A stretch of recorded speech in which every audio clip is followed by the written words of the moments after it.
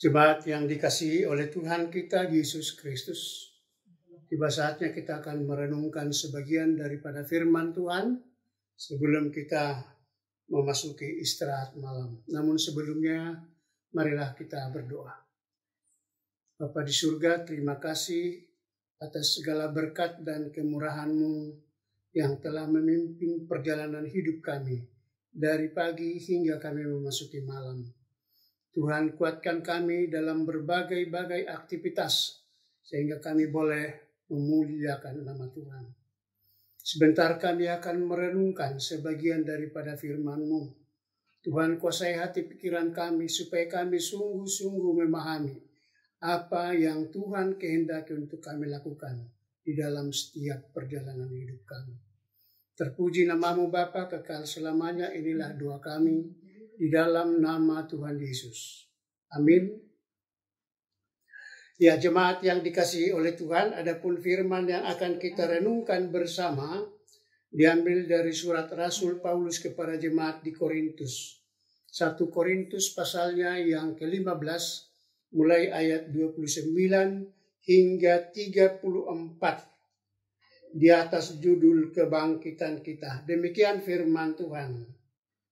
Jika demikian, apakah faedahnya perbuatan orang-orang yang dibaptis bagi orang mati? Kalau orang mati sama sekali tidak dibangkitkan, mengapa mereka mau dibaptis bagi orang-orang yang telah meninggal? Dan kami juga, mengapakah kami setiap saat membawa diri kami ke dalam bahaya? Saudara-saudara, tiap-tiap hari aku berhadapan dengan maut. Demi kebanggaanku akan kamu dalam Kristus Yesus, Tuhan kita, aku katakan bahwa hal ini benar. Kalau hanya berdasarkan pertimbangan-pertimbangan manusia saja, aku telah berjuang melawan binatang buas di Efesus. Apakah gunanya hal itu bagiku? Jika orang mati tidak dibangkitkan, maka marilah kita makan dan minum, sebab besok kita mati. Janganlah kamu sesat. Pergaulan yang buruk merusakkan kebiasaan yang baik. Sadarlah, kembali sebaik-baiknya, dan jangan berbuat dosa lagi. Ada di antara kamu yang tidak mengenal Allah. Hal ini kukatakan supaya kamu merasa malu. Sampai demikian pembacaan firman Tuhan. Saudara-saudara yang kekasih dalam nama Tuhan Yesus, adapun tema yang akan kita bahas malam ini adalah tanpa adanya kebangkitan tubuh, semuanya sia-sia. Ketika seorang pendeta mendengar dua orang pemuda jemaatnya sedang berdebat karena ada satu di antaranya tidak yakin tentang kebangkitan tubuh, maka pendeta itu pun mengundang mereka ke rumahnya. Setelah tiba di rumah, pendeta mengambil cairan zat asam, lalu menuangkannya ke dalam sebuah baskom. Setelah itu dia ambil sebuah piala perak. Lalu dia masukkan piala itu ke dalam zat yang sudah dicampur dengan zat asam. Dan ternyata piala perak itu melarut di sana. Lalu untuk menyatukan kembali, pendeta pun mengambil zat yang lain. Lalu setelah dia tuangkan ke sana, yang terjadi adalah yang tadinya perak melarut bisa mengendap dan bahkan menyatu kembali. Lalu pendeta pun mengajak kedua pemuda itu supaya mereka sama-sama pergi ke tukang pandai perak. Dan setelah mereka sampai di sana, pendeta pun berkata, tolong buatkan bahan ini untuk sebuah piala perak. Dan benarlah, tukang pandai perak itu pun bisa membuat suatu piala yang baru, yaitu piala yang terbuat dari yang sudah larut, tetapi lebih bagus daripada yang lama itu.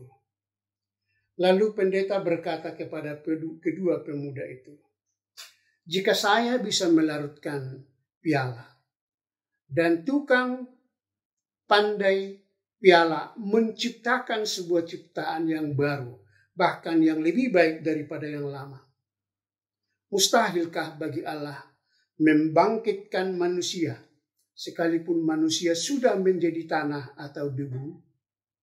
Saudara-saudara yang dikasihi oleh Tuhan, dogma atau pengajaran tentang kematian dan kebangkitan adalah bagian yang sangat penting dalam kehidupan orang percaya. Bahkan dalam semua pengajarannya, Tuhan Yesus menempatkan kematian dan kebangkitannya sebagai bagian yang sangat penting. Tanpa ada kebangkitan tubuh, maka semuanya akan menjadi sia-sia, termasuk iman kepada Kristus, juga persekutuan atau ibadah, bahkan pertobatan dan lain-lain sebagainya. Hal inilah yang Paulus ingatkan kepada orang-orang Korintus.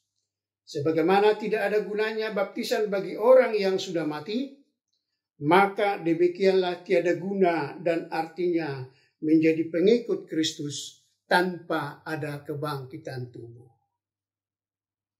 Dalam ayat sebelumnya, dalam 1 Korintus pasalnya yang ke-15 ayat 19, Paulus berkata, "Jika hanya dalam hidup ini saja kita menaruh pengharapan kepada Kristus, maka kita adalah manusia yang paling malang dari semua manusia." Di dalam 1 Korintus 13, Paulus juga berkata, "Sekalipun aku menyerahkan tubuhku untuk dibakar, tetapi jika aku tidak mempunyai kasih, sedikit pun tidak ada faedahnya bagiku." Demikian juga dengan segala bentuk perbuatan yang berhubungan dengan iman. Jika tidak ada kebangkitan tubuh, maka semuanya tidak berguna. Ya, Paulus, Silas, dan juga Timoteus memberitahukan bahwa hidup mereka selalu berhadapan dengan bahaya. Binatang buas, yakni sebagai gambaran, sering mau dibunuh oleh karena Injil. Dan semuanya itu dia hadapi karena mereka percaya bahwa di balik hidup yang sekarang masih ada hidup yang kekal, yaitu setelah kebangkitan tubuh. Kita adalah makhluk tertinggi ciptaan Allah yang berbeda dengan makhluk-makhluk yang lain. Karena makhluk-makhluk lain itu tidak punya masa depan atau tidak ada pengharapan. Kalau mereka mati, tamatlah juga riwayatnya. Sementara kita, sekalipun kita mati, masih punya pengharapan, yaitu dibangkitkan dan masuk ke dalam kehidupan yang kekal setelah kita melalui pengadilan Allah. Oleh karena itu, saudara-saudara yang dikasihi oleh Tuhan, Kristus adalah pusat segalanya bagi kita. Kematian dan kebangkitannya menjadi jaminan bagi kita bahwa kita pun akan dibangkitkan kelak, sehingga hidup bersama dengan Kristus dalam kerajaan yang kekal. Amin. Mari kita berdoa.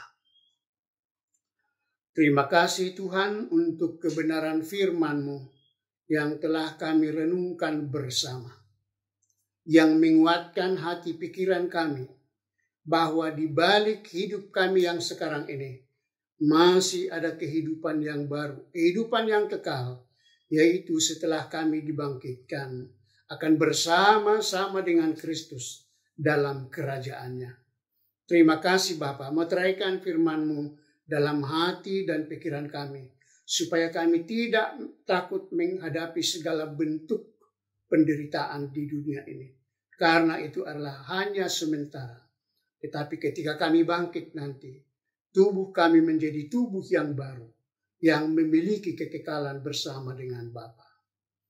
Sertai dan berkati kami di saat kami akan beristirahat, supaya besok kami boleh bangun dengan tenaga yang baru yang daripada Tuhan. Inilah doa kami Bapa di surga. Ampuni dosa kami dan dengarkan doa kami di dalam nama Tuhan Yesus. Amin.